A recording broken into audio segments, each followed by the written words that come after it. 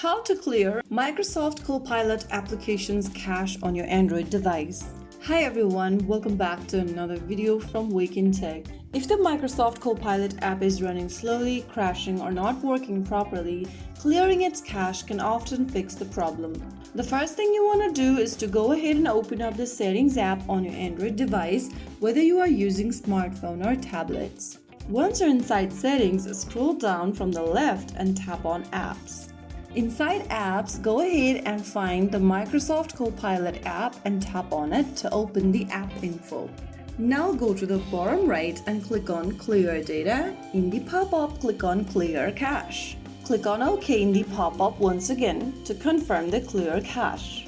So once you do that, you've successfully cleared the Microsoft Copilot app cache on your Android device. This simple step can help improve performance and fix many common app issues without affecting your account or chat history. If you found the video helpful, don't forget to like, share, and subscribe to our channel. I will see you again in the next video. Thank you for watching.